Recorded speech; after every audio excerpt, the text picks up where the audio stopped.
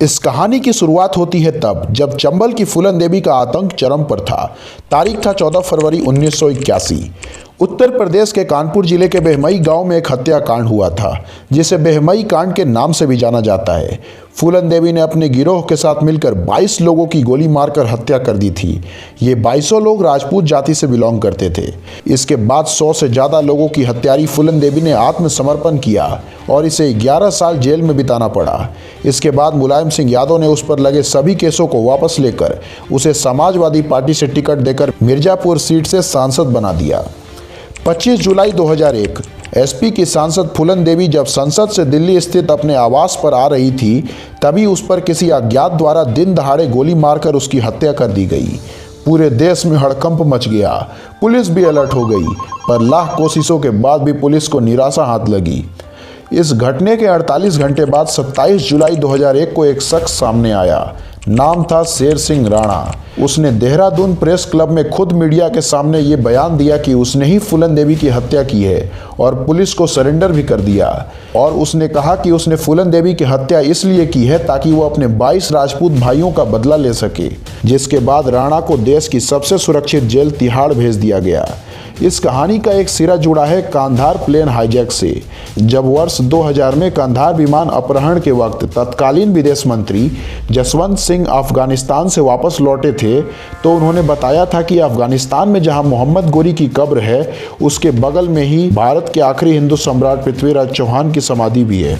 कब्र देखने आने वालों के लिए यह अनिवार्य था कि वो पहले पृथ्वीराज चौहान की समाधि को जूते मारे, तब कब्र के दर्शन करें। इस घटना का जिक्र मीडिया में खूब हुआ था। जब राणा तिहाड़ जेल में कैद थे, तब अखबार में पृथ्वीराज चौहान की समाधि संबंधित एक खबर प्रकाशित हुई थी। इसे पढ़कर जेल में बंद एक तालिबानी आतंकी ने हंसी उड़ाते हुए कहा, भारतीयों में इतना दम नहीं कि वे अफगान जाकर चौहान की अस्थियां ला सके। यह बात राणा के दिल में घर कर गई। इसके बाद शेर सिंह अक्सर कहा करते थे कि तिहाड़ की सलाखें अब ज़्यादा दिन तक इस राजपूत को कैद नहीं कर पाएंगी।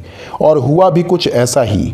17 फरवरी 2004 की सुबह उत्तराखंड पुलिस की वर्दी में 3 पुलिस के जवान फर्जी कोर्ट वारंट के साथ तिहाड़ जेल आए और अपने यहाँ पेशी का कोर्ट वारंट दिखाकर शेर सिंह राणा को तिहाड़ जेल से उड़ा ले गए। राणा ने देश की सबसे सुरक्षित मानी जाने वाली तिहाड़ जेल की सुरक्षा की ऐसी धज्जियां उड़ाई कि जेल प्रशासन से लेकर सरकार तक हिल गई। बहुत सर्च ऑपरेशन चले, पर दिल्ली पुलिस को नाकामी ही हासिल हुई। उन पर 50,000 का इनाम घोषित कर दिया गया। तिहाड़ जेल से फरार होने के बाद वो रांची पहुंचे और रांची से कोलकाता और फिर कोलकाता से बांग्लादेश जा पहुंचे। फिर वहां से फर्जी पासपोर्ट बनवाकर दुबई होते हुए अफगानिस्तान के शहर काबुल पहुंचे। फिर वहां से कांधार पहुंच गए। उस समय वहां तालिबान का शासन था, इसलिए उन्हें कदम कदम पर खतरा था। कांधार पहुंचकर 5 से 6 दिन रहकर पृथ्वीराज चौहान की समाधि खोजी और रेकी की। वहां समाधि नहीं मिली। फिर वापस काबुल गए और जानकारी मिलने पर वह गजनी शहर पहुंचे। लगभग 2 महीने लग गए समाधि खोजने में। वहां वे शादाब खान नाम के पाकिस्तानी ठेकेदार बनकर रहे। फिर तालिबान लड़ाकों से बचते हुए शेर सिंह राणा ने अवसर देखकर एक रात पृथ्वीराज चौहान की समाधि खोदकर मिट्टी से निकाल ली और अस्थियां लेकर भारत आ गए।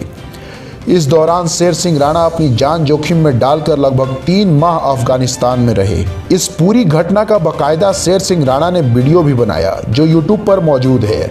इसके बाद राणा ने अपनी मां की मदद से गाजियाबाद के पिलखुआ में पृथ्वीराज चौहान का मंदिर बनवाया, जहां पर उनकी अस्थियां आज भी रखी हुई हैं। बाद में क्षत्रिय महासभा ने कानपुर के निकट पृथ्वीराज चौहान का स्मारक बनवाया।